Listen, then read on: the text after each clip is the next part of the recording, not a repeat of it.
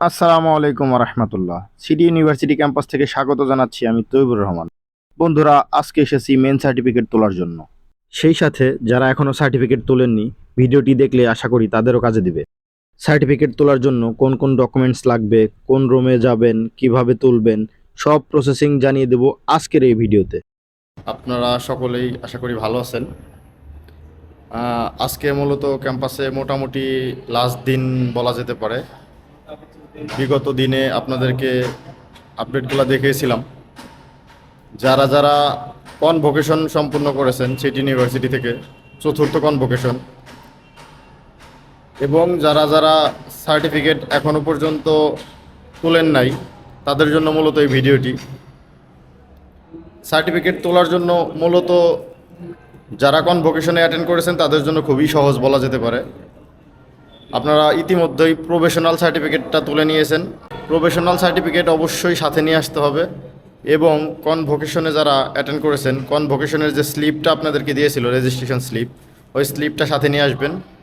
3 তলায় 305 নম্বর রুমে গিয়ে আপনারা ওই স্লিপ এবং প্রফেশনাল সার্টিফিকেট জমা দিয়ে আপনাদের যে main certificate, bachelor degree main certificate, আপনারা সেটা তুলে নিয়ে যেতে পারবেন খুব সহজেই।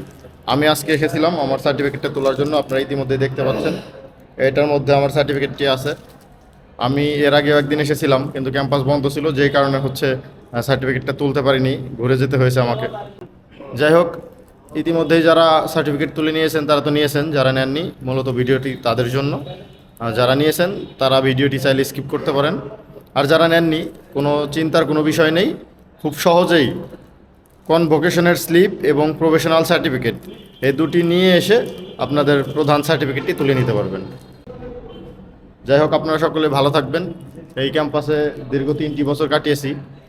আমরা মূলত সিভিল ডিপার্টমেন্টের ছাত্র ছিলাম।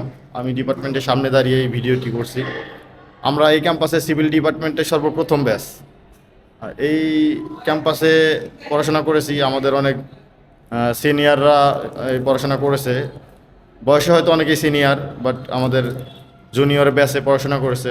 সকল ভাই এবং বোনদের প্রতি ভালোবাসা, আবারও শুভকামনা জানিয়ে আজকের মতো শেষ করছি। সবাই ভালো থাকবেন, সুস্থ থাকবেন। আসসালামু আলাইকুম।